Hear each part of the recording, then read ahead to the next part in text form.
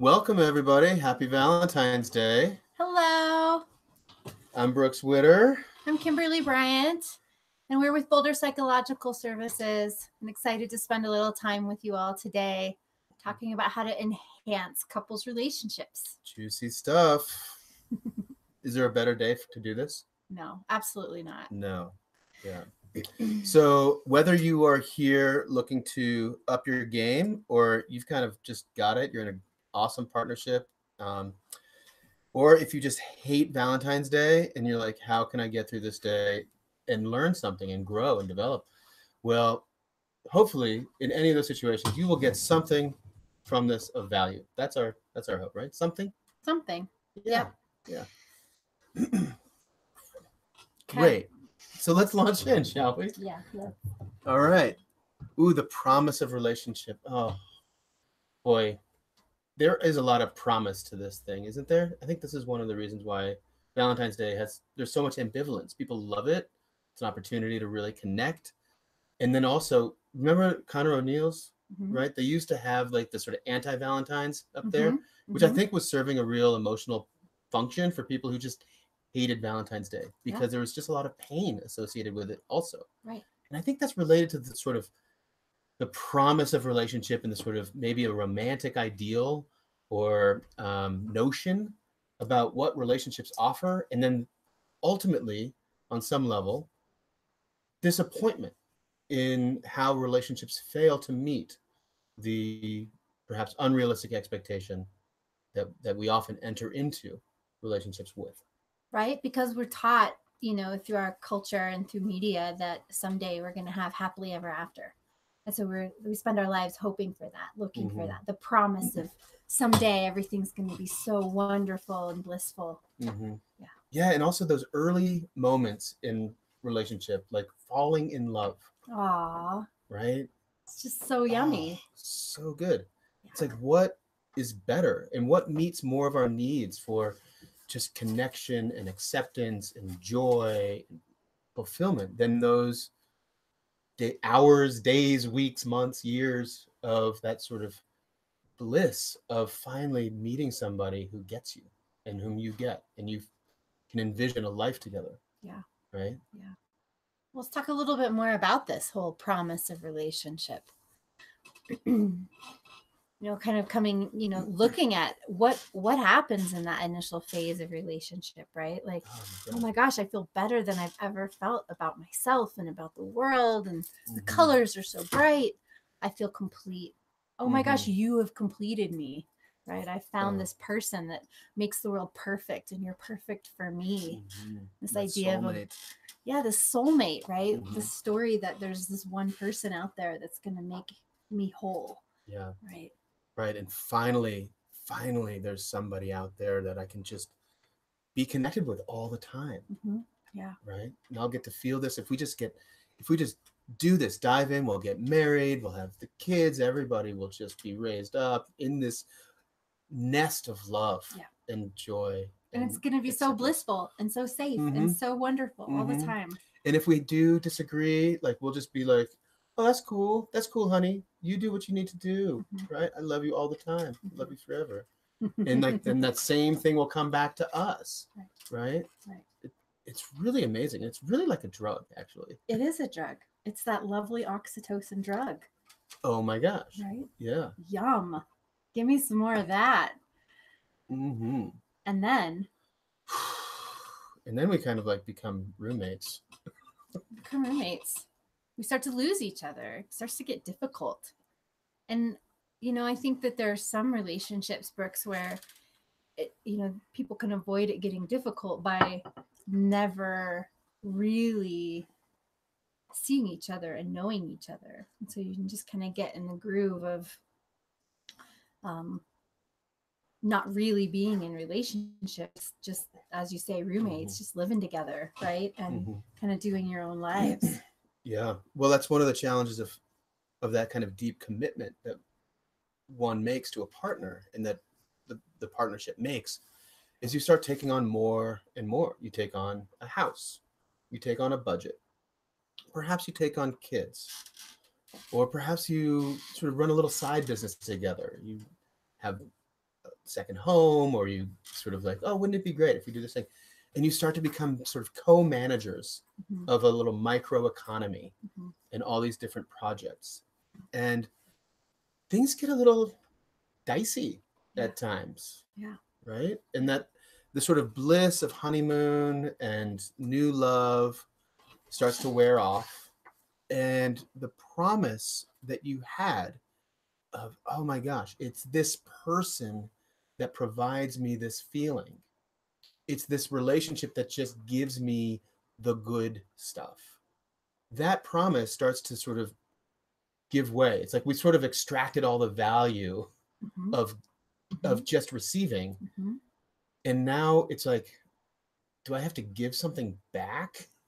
Really? I'm supposed to do something? Oof.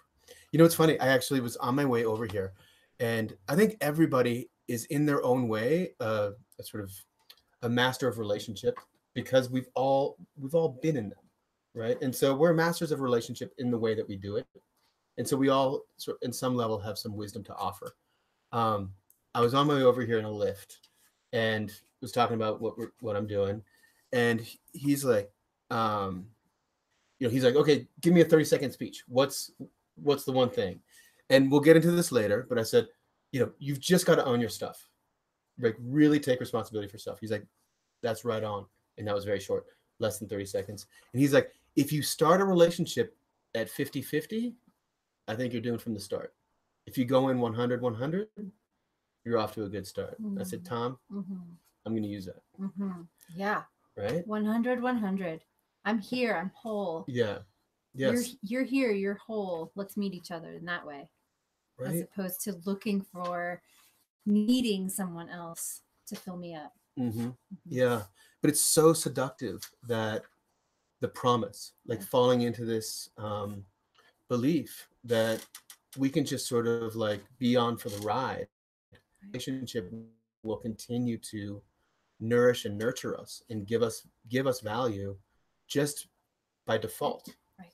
And then when it stops, when we start to feel that the relationship actually has needs of us, if we're still hooked into the sense that like, no, this isn't what I signed up for, we can start to kind of resent the stress, the burden of more time, energy, and effort that we need to give in order to actually promote the health and wellness of the relationship itself.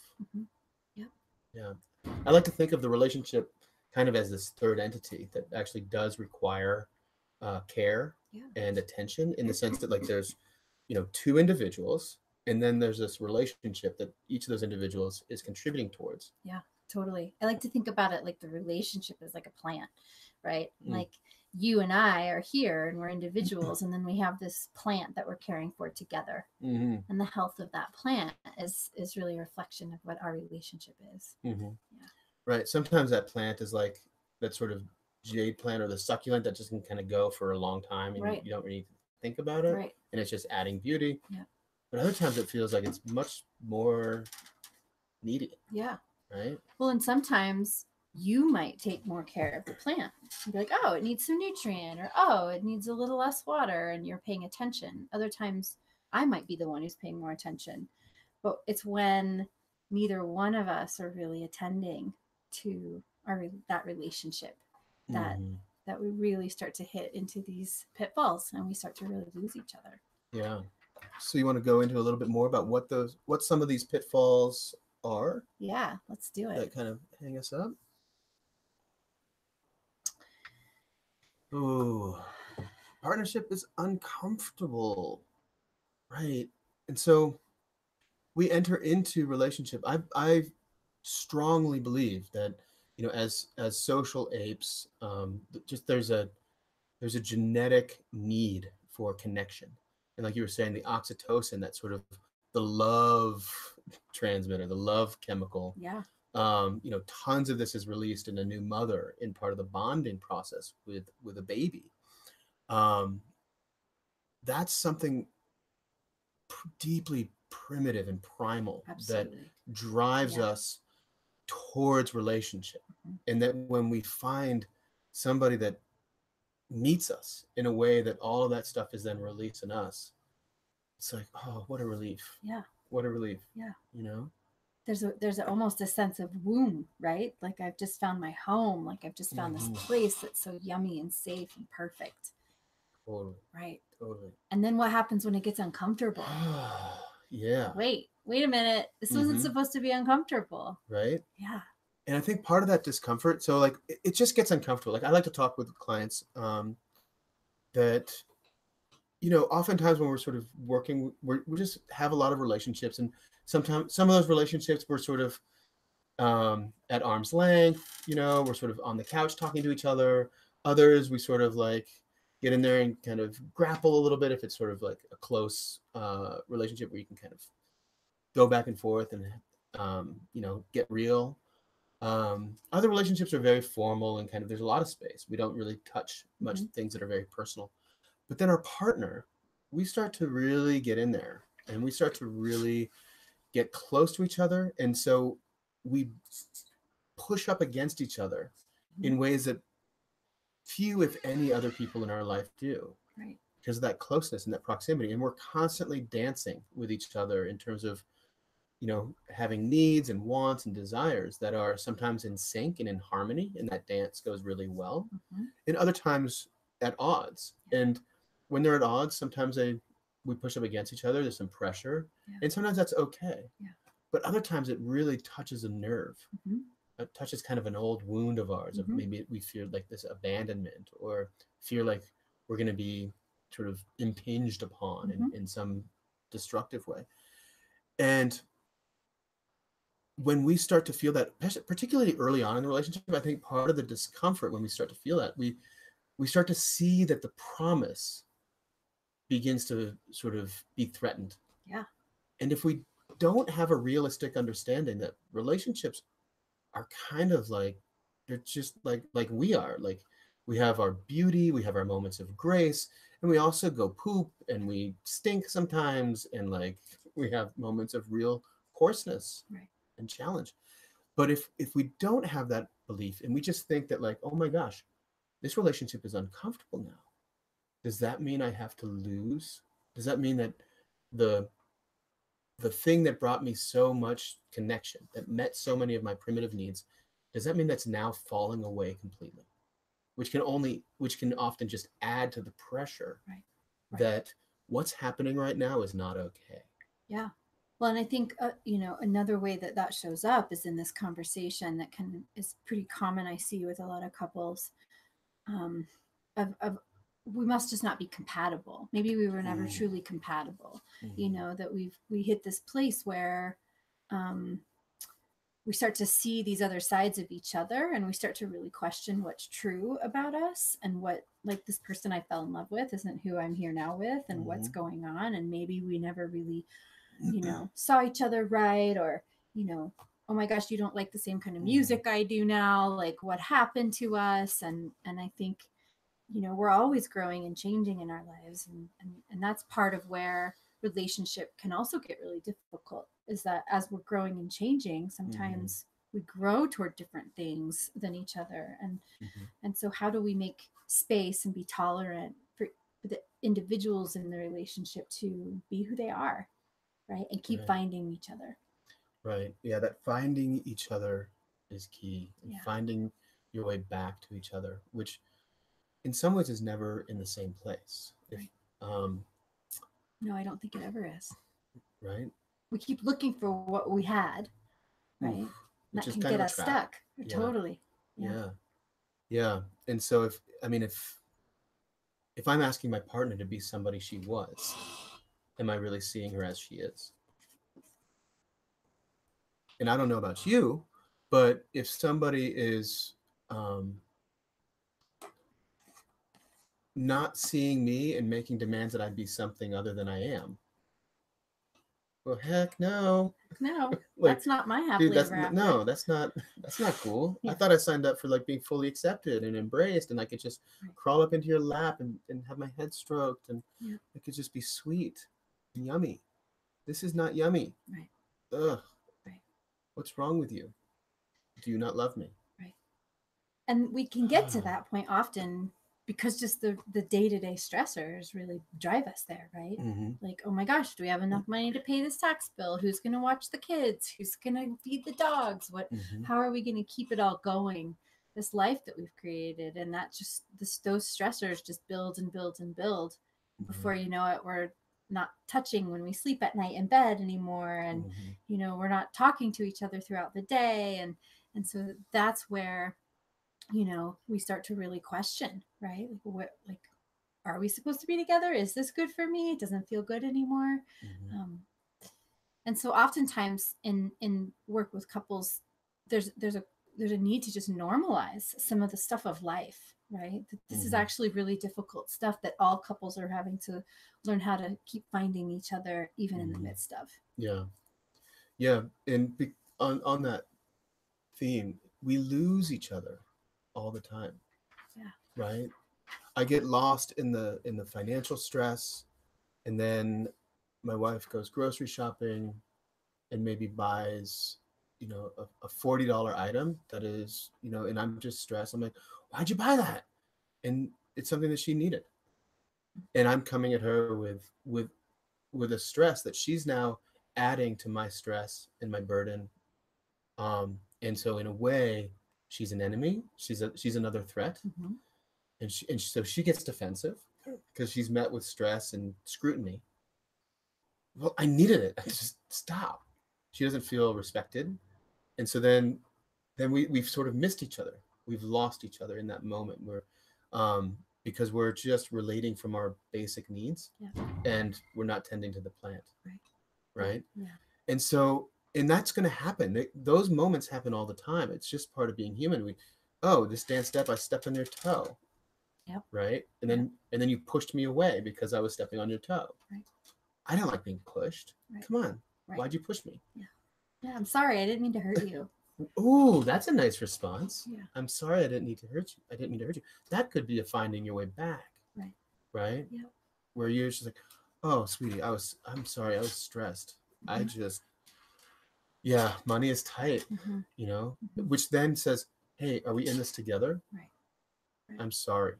And taking that kind of time to come back to those moments where you miss each other, which we call ruptures in the relationship, and actually sort of exploring and trying to repair where that disconnect happened is huge.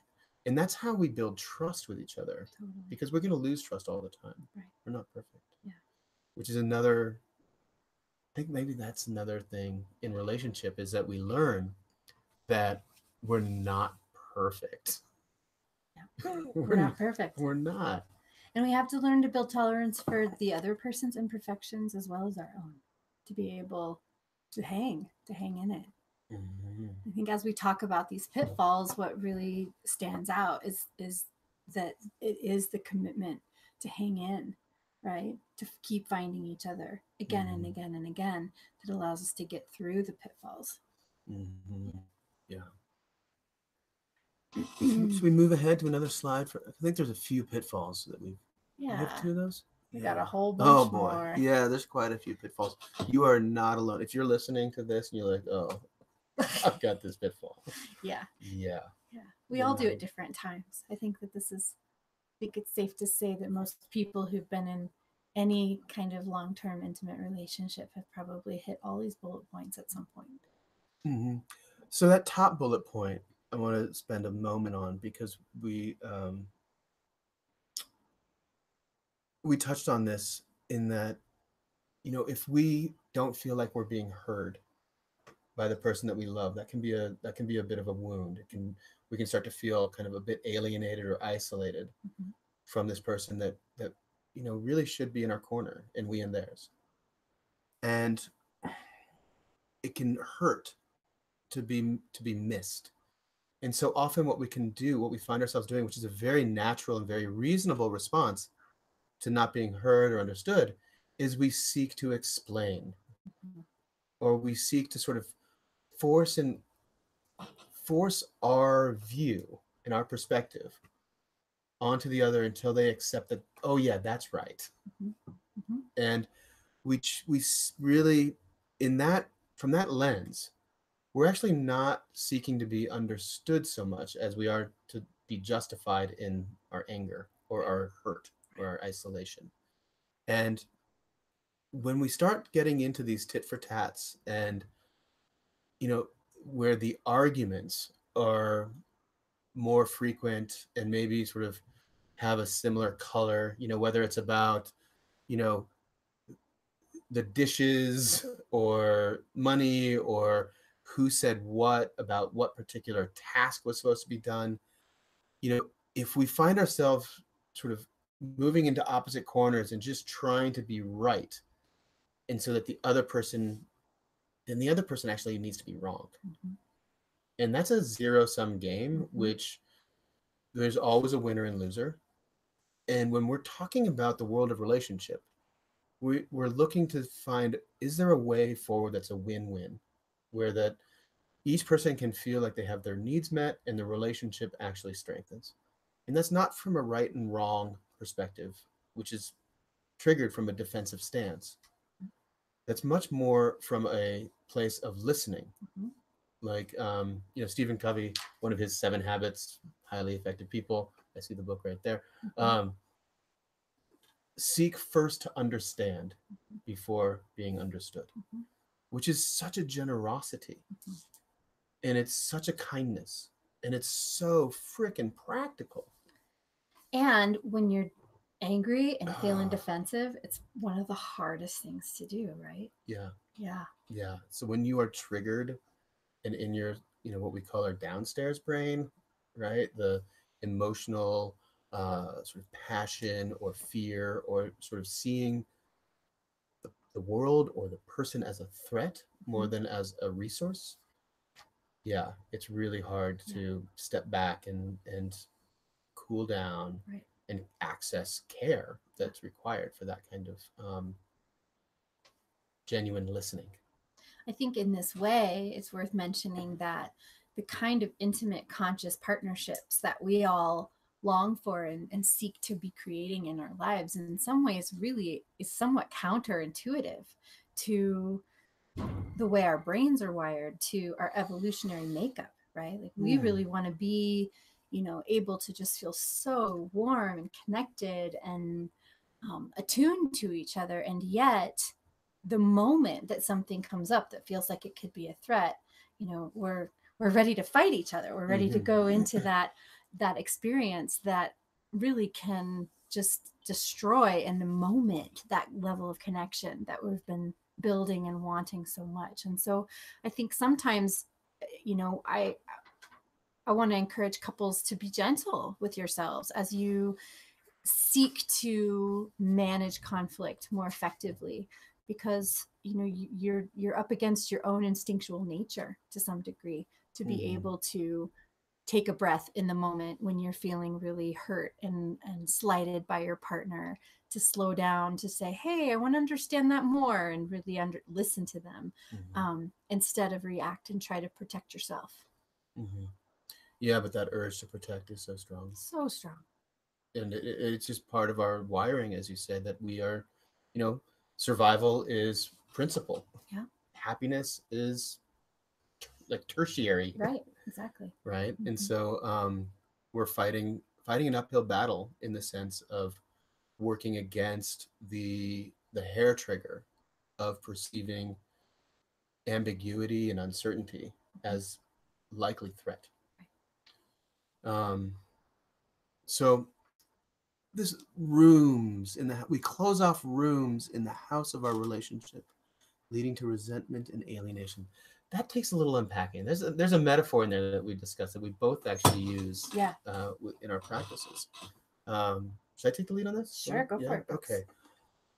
So I like to think of, if the relationship is a plant, maybe the relationship also is a house. Mm-hmm. And initially that house, like we walked in those early moments of love, like we were just like, oh, it's beautiful. This is amazing. I can spend my life in this house. And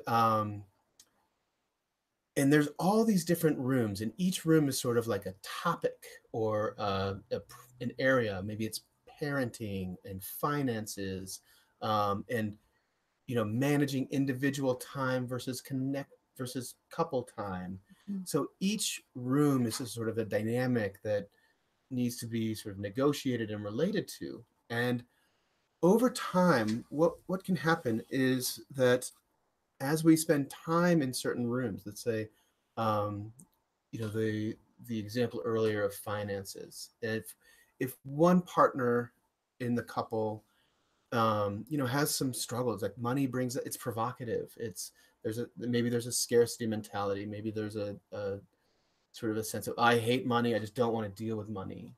And so then you're now building a life together, and the other person has needs of like security and planning. You go into the room of financial accountability, and one person's checking out and the other person is really threatened by that checking out and then starts demanding, you show up here. Well, there's a lot of conflict, perhaps. Right. There's a lot of old wounds that are being triggered as you relate to that dynamic.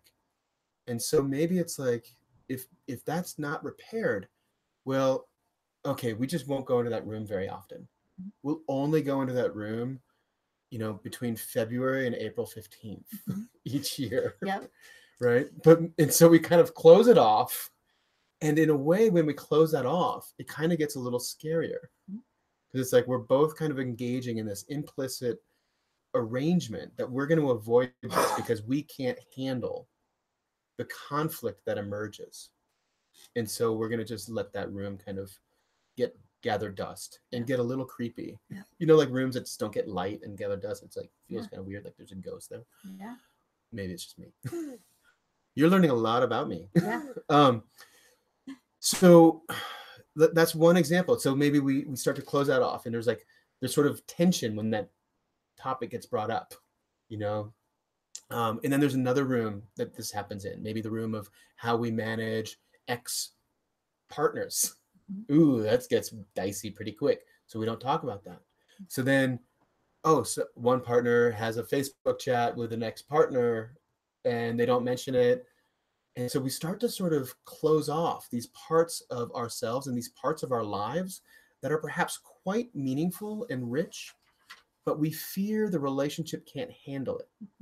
And so then we start to believe that the relationship actually doesn't accept us, doesn't have room for the fullness of the life that we are living or we wish to live. Yeah. And I think what stands out the most there is what I see in a lot of couples who find themselves in therapy is that the rooms have been closed off, and there's so much fear about going into those rooms. And now there's just chronic resentment because there are things that need to be addressed. There are old ouches that came into the relationship 20 years ago that never got repaired, that someone's still feeling really harmed by and hurt by. I think this idea of having this house with all of these shuttered up rooms, right, really speaks to the level of contraction that many couples find themselves in, and wondering, like, why are we even together? What are we doing? This is so miserable. We're trying to raise our kids in this like contracted home. And I think that part of the way out of this particular pitfall is to start opening doors and bringing out the cleaning supplies. And that's really difficult work. I feel my breath kind of like, oh, yeah. Really? Yeah. Like we have to go in there? Yeah, we do. Oh, we have to go in there. That's scary. It's really scary. It's really scary. Yeah. Right. And I think to this next point, I think this is to me, this is really one of the most fundamental things, is that so many of us just grow up in a way that we're not given permission to understand what our own needs are. We're not given space to really learn to listen internally and understand what we think and what we really feel. We're being told what we think and told what we feel and told what we need. And so as we grow, we're deferring to other people to make sense of that instead of knowing what's true inside ourselves. And I find that it's in intimate partnership and in couple relationship where we're being asked consistently just by the relationship to know what we need. Because when we don't, and we keep acquiescing to our partner, or we keep just doing what we quote think we're supposed to do, that's when we end up finding ourselves feeling really, really downtrodden and alone and lonely and resentful because we don't know how to ask for what we need, but even more importantly, we don't know how to even identify what that is that we want to ask for. Yeah. And so ultimately we're left with this vague sense that our needs aren't being met. Right. Yeah. It's a lot easier to close the room of talking about finances or talking about your old partners or talking about that conflict that we're having with our child, right? When I don't even understand that there's a problem. There's even something going on that doesn't feel okay. Yeah. So this is part of the dance of getting really close with somebody, that it does get scary and it can hurt. And so then as a result of that old wound being touched, we kind of ask for space. And we ask for space and we ask for space. Or we demand it, or the partner just sort of give it through exasperation because we don't know how to sort of meet in that place.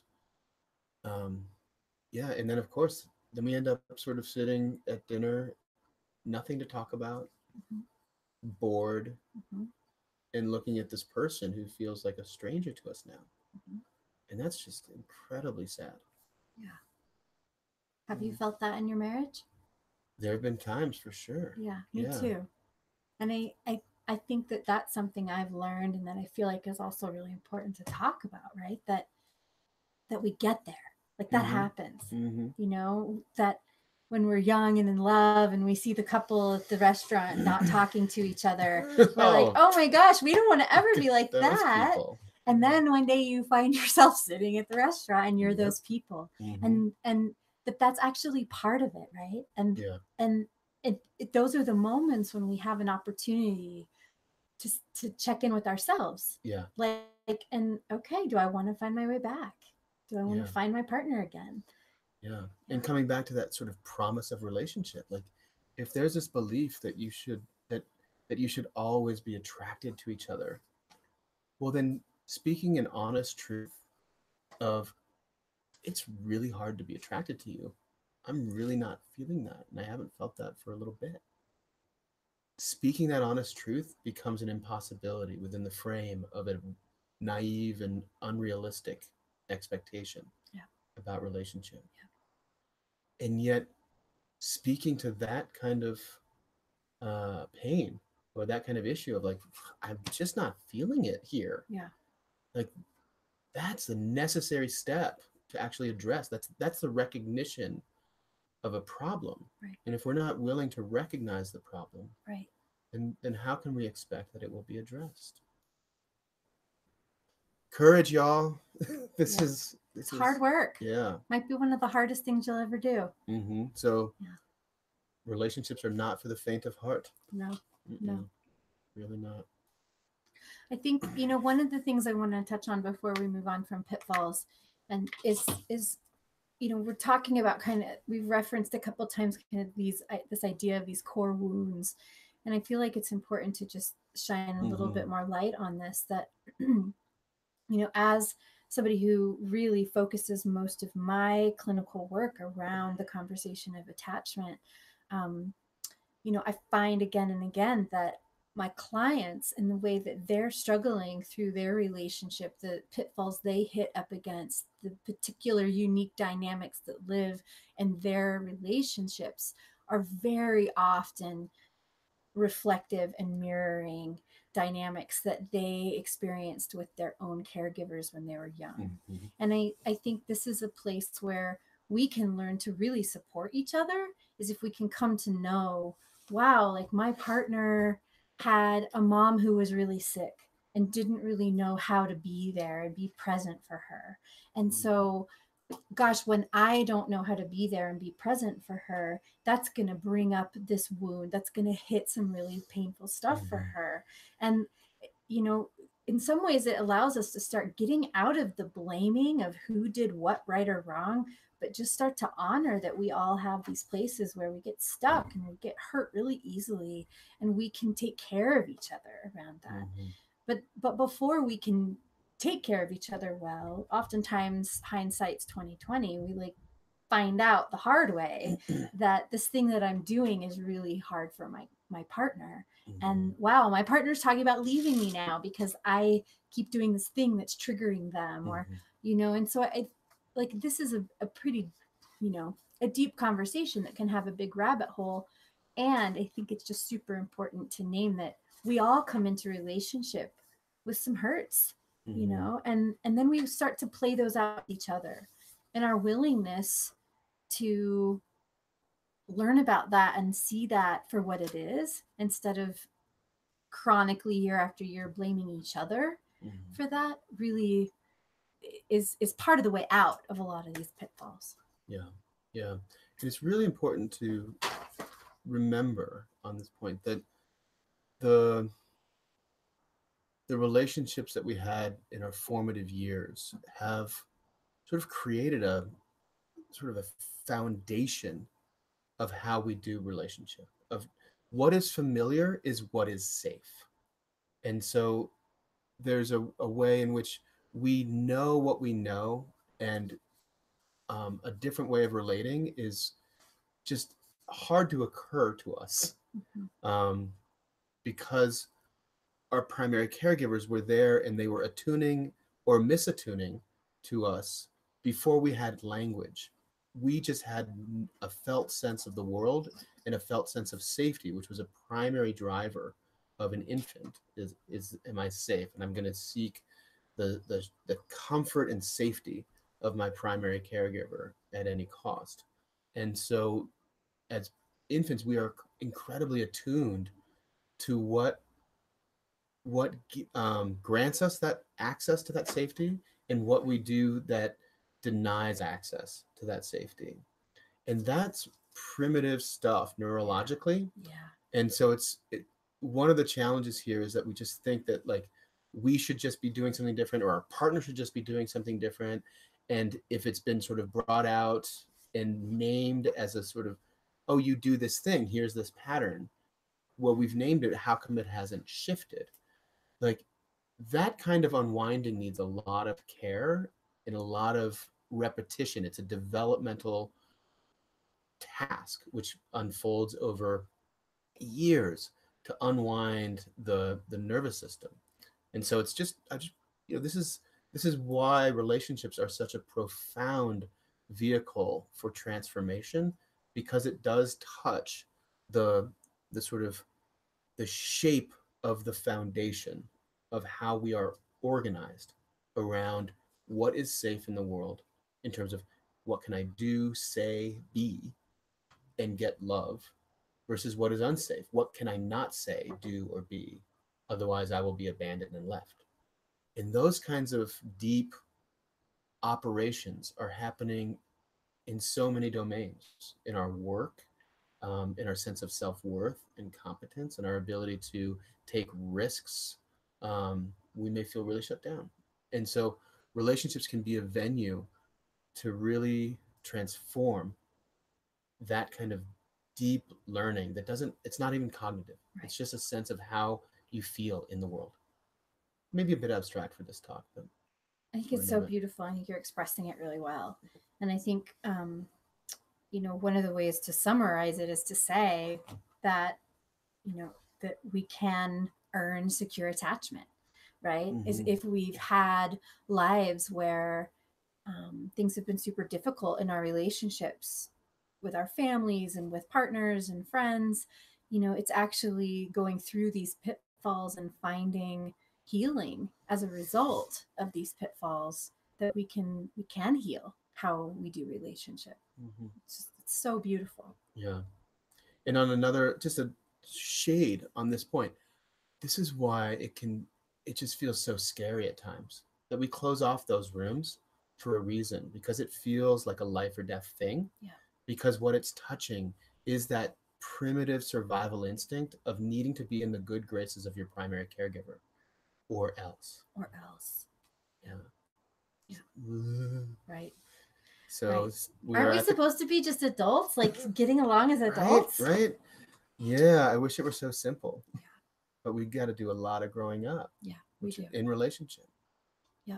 And that's really the promise. That's actually the real promise of relationship, is that we get a chance to really recognize um, where we've been hurt and where we've closed off our own possibility because we were adapting to an environment that required certain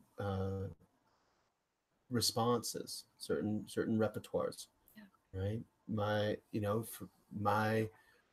my dad was hypercritical, perhaps, and so I couldn't express opinions without feeling really punished. So then, what do? I close down that part of me that has strong opinions. Mm-hmm. And so I lose touch with needs, with preferences, Right. priorities, Right. and I defer. Right. And then I ultimately resent. Right. Because now I'm relating to my partner as a tyrant. Yeah. I love this, Brooks. I hope everyone's really highlighting what Brooks is just saying, this example, because it's really right on. Well, how do we move? Like, what do we do next? We get a shovel. Yeah, we get a shovel because we've got a path to dig. Oh, wait, we tie up our laces. Right. Let's stay consistent with the metaphor. Yeah. Yeah. Mm-hmm. So the path of relationship, and relationship is path in some way. What I mean by that is that we don't arrive in a relationship. We actually continue to build relationship. We walk in relationship. We dance in relationship. We stop and rest and break down in relationship. And all of that is part of the path. Yep. Right. And just like going on a great road trip or something, like you will go off course, you will get lost, you may break down and spend 4 days in Truth or Consequences, New Mexico, and wonder, why am I here? This is so bizarre. And you could call it, you can throw in the towel, or you can persist, and you can get really clear with, like, what are we doing here? Yeah. What is this about? Right. What is it about? I think, as we've said in different ways throughout this past 45 minutes, it's about working with our emotional wounds. It's about learning to take responsibility for ourselves, to learn about our own needs, and to make choices, and to learn to feel and to grow up. Mm-hmm. Yeah. Yeah. The path of relationship, working with our emotional wounds. So much of that is, we've already shared quite a lot. And coming back to, my, I wouldn't even say it was an elevator pitch. I would say it's like a 2 steps to the landing pitch to the, my Lyft driver. It's like, what is the secret? And I would say, own your stuff. Yeah. Take responsibility for your own, the shape of your own relational pattern or something, the shape of your own heart, which may be malformed in ways that we wish it weren't. It may be hurt in ways that we wish could be more resilient. So being touched by your partner, even if that, and in some ways, especially when that touch elicits a strong reaction, is a gift that we can only get through intimacy. We can only get through the kind of vulnerability that comes from this kind of partnership, because we let somebody in to the sensitive parts, and then they start poking around, just as a natural outgrowth of living and walking around in that sensitive garden, so to speak. And so we get to learn more about ourselves and where we close down by experiencing that discomfort and opening up into getting curious about what's happening here, that we keep having this argument. What is going on? If we can suspend our impulse to blame and see our partner as the responsible agent for the problem, which doesn't mean we let them off the hook, but it means that we actually recognize that we're on the hook too. That's right. We're on the hook too. Yeah. I think, as you were speaking, what I thought about is just, the difference between, like, wow, my heart might have a hole in it, and I can come and say, Brooks, I have a hole in my heart. So will you be careful? Right. Mm-hmm. Or I can not know that I have a hole or know I have a hole. And then when you Mm-hmm. start kind of poking around and touching my heart and you touch that hole, I get really mad at you. Mm-hmm. And I think that you've done something to hurt me. Mm-hmm. So I think that's that piece about taking responsibility. I love this idea of knowing your own pattern of your heart, right? To be able to say, I know that my heart has this hurtness in it. And this is how you can be careful with that. Mm-hmm. And sometimes we have to go through the muck to learn those things, right? Oh yeah. Yeah. I think in some ways we really have to earn that humility. Yeah. And in some ways, in my experience, I think, and I say this with the greatest reverence, that learning in relationship has been the most humbling aspect of my life, because I've had to really get honest with, where I fall short from my values, where I treat my partner or my child or my close friends, where I find that I treat them in ways that really betray my values, because I've been so triggered and because I've been so recoiled in defense, because they were poking around in places that few other people do. Mm-hmm. And so it was easy for me to deny that those places existed, because everybody else was sort of at a safe distance. Right. But when I really get down to loving and opening and connecting, the path is about really being willing to endure pain with curiosity and care, recognizing that the pain that comes up in relationship is so often a wound that needs healing, as opposed to an attack that needs defense. Really well said. Really well said. Yeah. I feel like there's one other bullet point on this particular slide that feels like we should highlight, and we're talking about taking responsibility for our own wounds, taking responsibility for knowing ourselves. And there's also, the other side of that is really taking responsibility to know my partner's wounds and know where my partner has been hurt, so that I can be careful with them as well. Mm-hmm. And in so doing, I only build trust, right? Yeah. Yeah, that's really important point. I'm so glad you shared that, because, one thing that sort of a constant mantra in the world of pact therapy, which is a really great form of therapy, look it up, is we're in each other's care, right? And so I need to know about my wounds and vulnerability so that I can take responsibility for when I get triggered. I also need to be attentive to and understand as best I can the vulnerabilities of my partner, so that I can actually be an agent of that healing. And I can say, oh, I know that's tender. Mm-hmm. And that doesn't mean we avoid, right, but it means we enter with care, right, and we enter with a willingness to to show up and touch what is sensitive.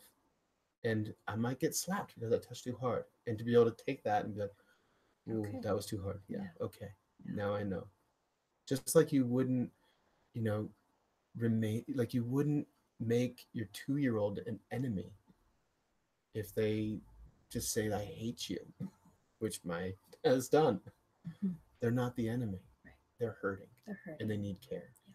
Yeah. Right. Yeah. Yeah. Awesome. Really good point. Yeah. Thanks. Yeah. What else have we got here? Ooh, the commitment. Get clear on what you're committed to, right? This is where, I think in Boulder we can sort of get a little sort of blasé, like everybody writes their own vows and whatnot, right? It's like, oh yeah, it was such a Boulder wedding. They wrote their own vows. They had a dog, right? But that part of getting really clear on what are you committed to in terms of being in this relationship. What is this relationship about? And that's vitally important, because what it does, it can cut through the often self-serving but very reasonable desire for that relationship to be a feel-good machine. Um, and if I'm not feeling good, then the relationship isn't serving its purpose, because that's a very dangerous Yeah. trap. Right. That is toxic Right. to the relationship. But rather, if you can get clear on this on what you're committed to in serving the relationship, then you actually have a chance of orienting to some new behaviors when things get really hard. You can kind of reset and be like, what is this? What are we doing here? And can I get some fortitude or some guidance by the more maybe transcendent or the more enduring principles to which I'm committed? And yeah, because sometimes it's hard to be like, I'm committed to this person who makes me feel really bad right now, right? But like, then turn from the person to the plant. Right. Okay, what does this relationship need? Yeah. So that we can show up and remember, and we can find each other again. Right. And in so doing, I become a stronger person. I become a more conscious person. I become a healthier person. And then perhaps this relationship that I've made a commitment to ends up being my salvation in so many ways. Yeah. Yeah. Yeah. That reminds me of so John, I heard an interview with John Gottman, who's a premier researcher and clinician in the world of couples. And the interviewer was asking, like, what is the one thing? Like, what if I'm falling out of love, if I'm falling out of attraction to my partner, what's the one thing that you would recommend? He's like, oh, it's because you're not paying attention. You're unresponsive. You need to show up in order to actually respond to your partner, to the relationship, in order to actually receive the benefits, right? And so it's not always easy to show up, and it's not always easy to respond Right. in a pro-social way. Right. And got to keep trying. Yeah. Got to keep showing up. Mm-hmm. Sometimes we aren't going to do it great, but we got to keep trying. Yeah. Yeah. Let's see. We've got a few minutes left. Don't back down or drive over your partner when you have a need. Oh, okay. Yeah, I mean, I think that there's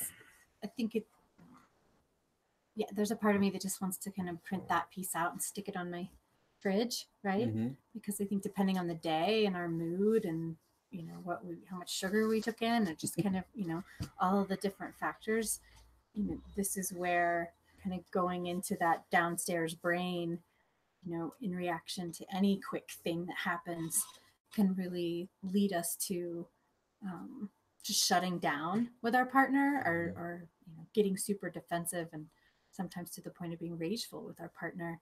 And oftentimes we go into that shutdown, or we go into that driving over before we even identify what it is we need. Mm-hmm. And so I think this is, kind of coming back to that conversation of the importance of learning to understand your own needs, will support you and not needing to run away or come in like a Mack truck on your partner. Yeah.